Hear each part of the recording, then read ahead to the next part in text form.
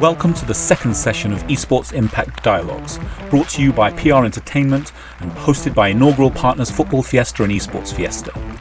Today we explore the journey of a bedroom gamer to a professional esports athlete. We learn from Anne Fish, mother to professional esports player Benji Fishy, author, esports entrepreneur, global ambassador to the Coalition of Parents in Esports, full-time player and content creator for Galaxy Racer GXR. Esports mentor and advisor, Anne sheds light on both the experiences of a gamer as well as that of a parent. The Coalition of Parents in Esports, COPE for short, empower parents to leverage gaming and Web3 technologies to build confidence, curiosity, community and careers. Parents are often criticised for allowing their kids to game. COPE encourages it, but with balance, understanding and support. Like any sport or activity, children will get the most from their gaming experiences with parental involvement, thoughtful structure and positive support. Anne also highlights her experiences with the education sector, a fundamental part of an economy and critical player in determining whether esports will be a positive or negative force on future generations. This is your host Romel Ahmed, taking you through the journey of a bedroom gamer to international professional esports athletics, careers, parenting and coaching.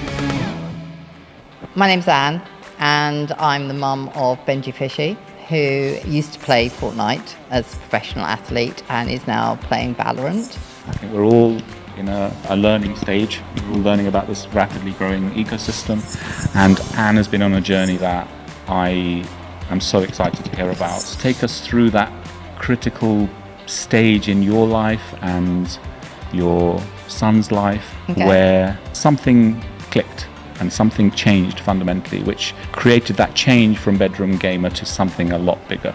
So his journey started mainly, from a very young age. He's always been into gaming. I've always known that he wanted to be a pro gamer. He used to watch like League of Legends and all of that. So always very sporty at school. So he used to play cricket, rugby, football, all of those. But unfortunately he got injured. So he got Osgood-Schlatter's and also Seber's disease, which is a similar condition but for the ankles. And also had issues with his back and things, which stopped him doing the sports, traditional sports that he wanted to do. And so he was having a break from that. So naturally his competitive things that he used to do, he was going to be in 10-pin bowling. He used to do all the competitions right from a very young age, from 3 upwards. So he wanted to play for England and things like that. So that all had to stop. And so therefore the natural thing was he went into gaming. And his competitiveness that he would have done in traditional sports sort of spilled out into that. At that time, unfortunately, the age limit for competing was 16. So on most of the sports, and he was only, 12, 13, 14. So therefore that wasn't possible. But that all changed in 2019. So he was playing Fortnite and teamed up with his duo at the time, which was Mr. Savage, who was already similar age to Benji. They were 14 at the time. And as a result of that, Savage was already signed with an organisation called Energy Esports. So they started showing an interest in Benji, but the age limit for competing in all the tournaments was 16. And then in February 2019, that changed. They played a tournament called the Montana Black. I'd gone to bed one Sunday evening and I knew they were playing in a tournament, the finals. And Benji comes in to me and said, "We won and we've just won $10,000 each." Which was a bit of a shock. I'm sure he said it a bit more. It was I was half asleep. Okay. It's I was waking up and oh my God, sort of texting my older son, "Do you realise that Benji's actually just won $10,000? It was insane, really. I didn't quite know what to make of it. And then they won a couple of other tournaments that same week. That same week, yeah. And then that week as well, Epic Games announced the World Cup. So the Fortnite World Cup. So they announced it, and they also lowered the age limit from 16 to 13. So all of a sudden, like Benji and all the other players, Mongol, Mitro, Miss Savage, they could all compete. And then we got approached by about 7 different tier 1 orgs that were interested in signing Benji. And so therefore then that sort of like snowballs, because then you've got to find out, about the different orgs and just the whole thing, and I didn't know anything about it at all. So a lot of research and chatting to them, and in the end we signed with Energy Esports.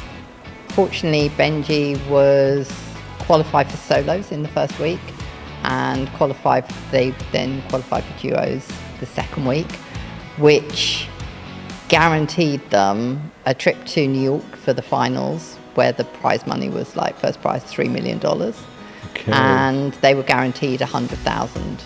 Oh my God, I ended up going to his school because I realized that if he was going to compete at the same level as the other professional or the other people that were playing in the tournament, he needed to be practicing at that same level. So trying to balance that whole school life with the gaming hours that you needed to put in, just like being any top athlete. Right.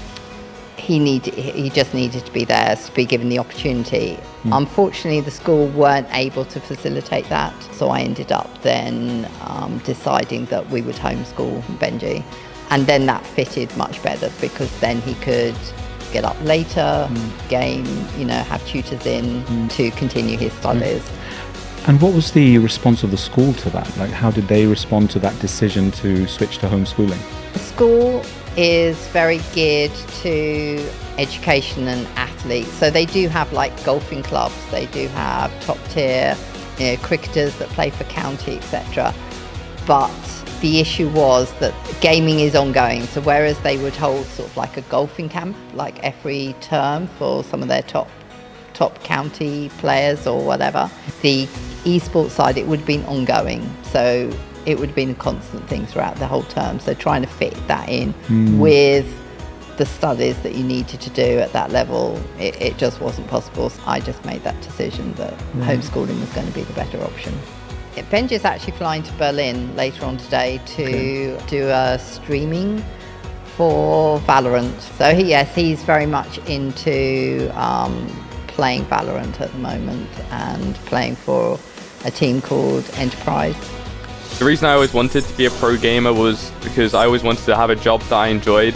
So for me right now, it seems pointless carrying on something that I don't enjoy. It made my childhood dream of becoming a pro gamer a reality, and I don't think I'd replace those years for anything. Starting with you, Benji Fishy, how are you feeling today? I feel brilliant, mate. I feel great? Brilliant. I had a great morning, had a nice cold shower. You know how it is, cold showers. Oh yes. Went out for a walk at the park.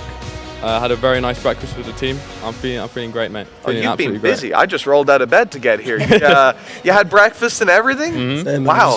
Look at this. The guy's prepared.